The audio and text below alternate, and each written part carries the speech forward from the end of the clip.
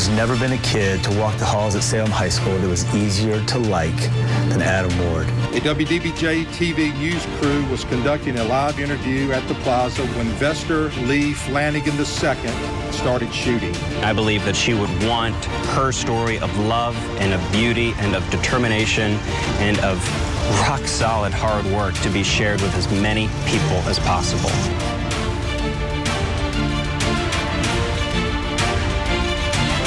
And it's a heartbreaking day in Southwest Virginia as the community mourns the loss of two WDBJ-7 journalists shot and killed on live television this morning at Smith Mountain Lake. A third victim survived the shooting. We're continuing to remember 24-year-old reporter Allison Parker and 27-year-old photographer Adam Ward tonight. The two were killed by Vester Flanagan II, a former troubled employee at WDBJ-7 who clearly targeted his victims. Flanagan later died from a self-inflicted gunshot wound. WSLS 10's Ananda Rachita kicks off our team coverage live from the command center. So Ananda, let's give our viewers some perspective of how events unfolded there early this morning.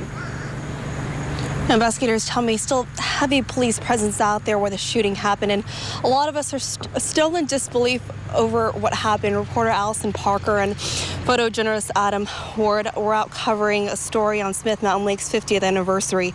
Right before 7 o'clock during her live shot, investigators say Vester Lee Flanagan, who is also known as Bryce Williams, shot and killed Parker and Ward. Flanagan was a former Channel 7 employee who had been fired. Another victim in the shooting is Vicki Garner with Smith Mountain Lake's Chamber of Commerce and is in stable condition. Several agencies from Bedford, Franklin, State Police, and Game and Inland Fisheries were searching for Flanagan.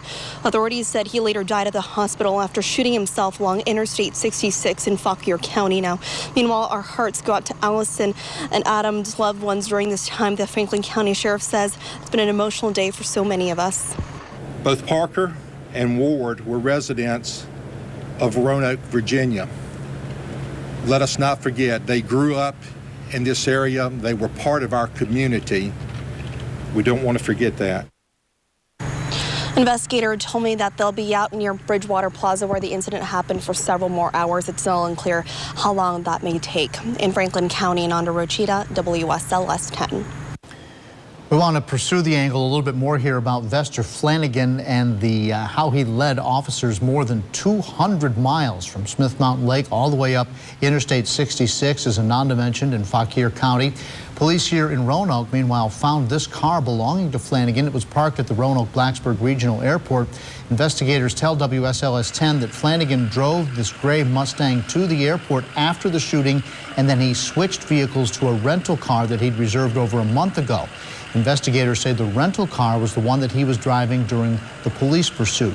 And police have impounded the Mustang and they're now processing it for evidence. Dawn Jeffries continues our coverage. She is live tonight in Fauquier County. That's where the chase ended. So, Dawn, what more have you been able to learn from police? Well, John, Interstate 66 is just behind me here, behind this wooded area. And as you mentioned, it is where the search for Vester Flanagan finally came to an end. Let's take you back to about 11:30 this morning. We'll show you some pictures.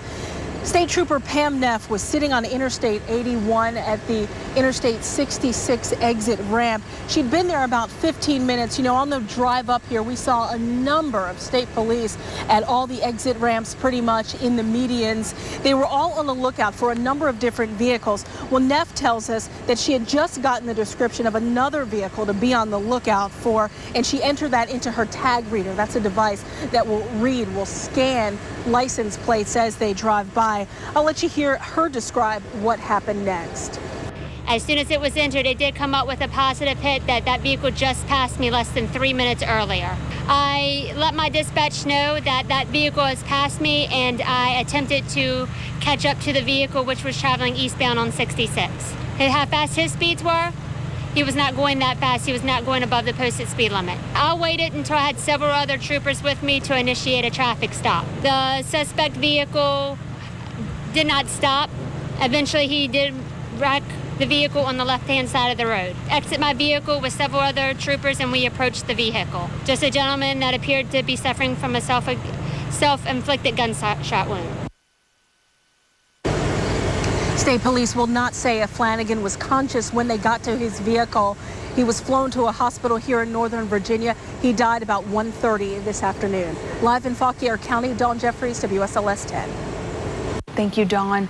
Of course, the shooting unfolded live on air this morning. WSLS 10 has decided we will not show that footage. Nor will we show any of the video of the shooting that appeared on social media today, including the video that was actually shot by the gunman and then posted to his now defunct Twitter account. Well, nearly 2 hours after this morning's shooting, Flanagan faxed a 23-page document to ABC News, the national ABC News, and called them saying that, quote, authorities are after me and all over the place. The document is described as a rambling letter with a long list of grievances, including suffering from racial discrimination, sexual harassment, and bullying, and being attacked for being a gay man. In that document, he says that today's event is a reaction to the racism of the Charleston church shooting, saying, why did I do it? I put down a deposit for a gun on June 19th, 2015. Of course, the church shooting in Charleston happened on June 17th, 2015, just 2 days before. What sent me over the top, he wrote, was the church shooting, and my hollow point bullets have the victim's initials on them. He also said that Jehovah spoke to him and told him to act, and he quotes Virginia Tech mass killer Sung-Wee Cho and commended the actions of the Columbine High School killers Eric Harris and Dylan Klebold, saying of Cho's actions, Flanagan says, I was influenced by Sung-Wee Cho. That's my boy right there. He got nearly double the amount that Eric Harris and Dylan Klebold got. Just saying. While it wasn't public, Allison Parker and WDBJ's evening news anchor Chris Hurst were a couple. Today he spoke with us about their love for the business and one another. Chris Hurst holds up a special photo album Allison crafted for him as a gift. It's a compilation of memories they made in their first 6 months together. We moved in after 8 months, which seems like it's a foolish amount of time to be moving in with someone where we were definitely on the same page of wanting to spend the rest of our life together. Each moment in this book is a small piece of their love story. Chris says he never intended to date a coworker, but Allison was different. She was so worth it because the way she would look at me, you know, you can, when you know someone loves you, there's a look in their eyes that looks through you and into you, and she gave that to me every single day. And Chris says every single day after coming home from work around midnight, he would make Allison breakfast before she headed to the station in the early morning hours. But following their weekend getaway, Chris says leaving for work today, she was different. She, today, I believe, was the happiest that I had ever seen her. When I sent her in the car on her way to the station today, she was the happiest that I had ever seen her. Now, in that album I just showed you, Allison left it unfinished for Chris to add future happy memories of their relationship. But after today's events, those pages will never be filled. Family and friends in the community where Allison grew up are also mourning her loss tonight. WSLS 10's Christina Craig picks up our team coverage in Martinsville. I spoke to Allison's mother, who says she was taken all too soon and that she had the talent to be a star. I also spoke to faculty members and former teachers at the Martinsville City Public Schools, all who would agree. Former teachers tell us they will always remember the little girl in Allison. She was a well-rounded student. Teachers say they remember her most for her positive attitude, generosity, and a smile that brightened the classroom. I think that she made a mark on our community. She made a mark on our state. She will be forever remembered for her goodness, for her caring, and for just being the person that she was. So to me, she will always be a shining star. A gut-wrenching day for everyone whose life Allison touched. At the high school, teachers tell us her death is taking a toll on everybody in this close-knit community. At this point, all who I've spoke to are in shock over the tragic turn of events, many of whom were watching their former student at the time. And some will always remember the little girl in Allison. In Martinsville, I'm Christina Craig, WSLS 10. Meanwhile, Salem High School workers reflect tonight on the life of one of their former students, photographer Adam Ward. WSLS 10's Bethany Teague reports. Adam Ward. He was sort of an underdog, who made you root for him because of his smile, his heart, his enthusiasm for everything. If there's one thing those close to Adam think of when they hear his name, it's summed up here in this familiar face. And as soon as he walked in, his smile would light up the room. Salem High School principal Scott Habib has known Adam since he was a small child. And we all watched Adam grow up. He knew from the moment they met, Adam was somebody special. Adam is everything you would want in a son and a student. His heart was bigger than anybody's. In addition to teaching Adam, Habib saw the young athlete develop his skills on the football field as an offensive lineman. But it was his heart that left an unforgettable impression. He was sort of a kid, if you said, hey, Adam, it's your turn, he was going to be running 1,000,000 miles an hour with a big smile, just waiting to get in there and do his job. The Spartan coaching staff knows they will soon have to take the field without Adam there to cheer them on. Today's a dark day. But no matter how dark it gets, head coach Steven Magenbauer says the light of that infectious smile will never let him give up. It was always that consistent positive energy, and that's hard to do in this world, I think, and that was just part of who he was. As friends, teammates, mentors struggle to comprehend the tragedy, one thing is for sure. Salem High School and our community is a better place because we all knew Adam Ward. In Salem, Bethany T, WSLS 10. So this is, of course, still a developing story. We are continuing to learn more information minute by minute. And we'll continue our coverage throughout the rest of the newscast and continue to follow this story during our 7 and 11 o'clock newscast. And of course, when we're not on the air, you can get updates on our website, WSLS.com, or on the WSLS app.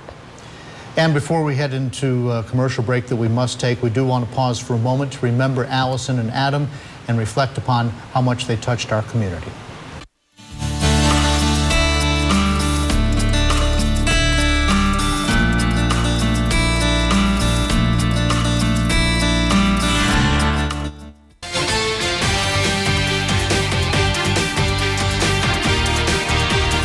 As the day goes on, we're learning more and more about the troubled professional career of Vester Flanagan, also known on air as Bryce Williams. Yeah, he'd been fired from WDBJ approximately 2 years ago, and we also know that police were called in on that day to be present as he was escorted from the building and that he did not go quietly.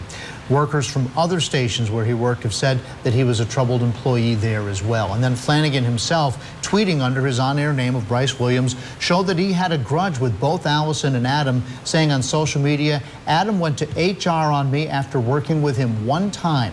And then he writes, they hired her after that, and then later Allison made racist comments. Now, we do want to point out that as we move on, there was a lone survivor in this morning's shootings. Parker was interviewing Vicki Gardner with the Smith Mountain Lake Regional Chamber of Commerce about the lake's 50th anniversary when the shooting happened. As WSLS 10's Duke Carter learned today, Gardner is instrumental in her community. People who knew Vicki Gardner here in the Smith Mountain Lake area say that she loved meeting new people and she was extremely quick-witted. They say she is the face of Smith Mountain Lake. The chairman of the board right here for the Smith Mountain Lake Regional Chamber of Commerce, Troy Keaton, says that she's been at the board for nearly 15 years. She's worked with several project developers who wanted to bring businesses to the area, and people who work with Gardner are glad that she's recovering at the hospital. She's very outgoing. She's very friendly. She's extremely intelligent. She has done a wonderful job to bring the chamber up to speed, to really advertise Smith Mountain Lake. Roanoke Memorial workers say Vicki was rushed to the hospital earlier this morning, underwent surgery, and is now currently in stable condition. In Franklin County, Duke Carter, WSLS 10. Thank you, Duke. Meanwhile, WSLS 10's Bree Jackson has spent the afternoon out in front of WDBJ 7, and that's where she picks up our team coverage now. So, Bree, emotions are running high, and there are still so many questions. John, there are still so many questions that people in the community want answers to, but right now people are just trying to figure out why something like this would happen. Earlier today, managers from WDBJ did hold a news conference where... having a little trouble with Bree's audio right there. But Lindsay, I think we want to point out to our viewers that you were over there at Channel 7 earlier today. Yes. And one of the things that the station manager, Jeff Marks, told you is that some of these allegations that have been made in the manifesto had actually been checked out by authorities. Unfounded allegations, and he describes him as an angry, he was an angry employee. So he did not leave on good terms. Obviously, we have reported that, and so they did a thorough investigation of all the claims that he made out there against all of the co-workers he had, and they were unfounded. So it is very important to point that out as well. And again, there's a pattern of this that we have seen from the, now we're learning from the various stations where he worked throughout his career path, not just at Channel 7. Absolutely. And of course, we want to share our deepest condolences to the families and friends of Allison and Adam tonight. They're from right here in our community, including the entire WDBJ 7 family. Stay with us. Jeff will have your Storm Team 10 forecast coming up after the break. Now, Southwest Virginia's best weathercast, as awarded by the Associated Press.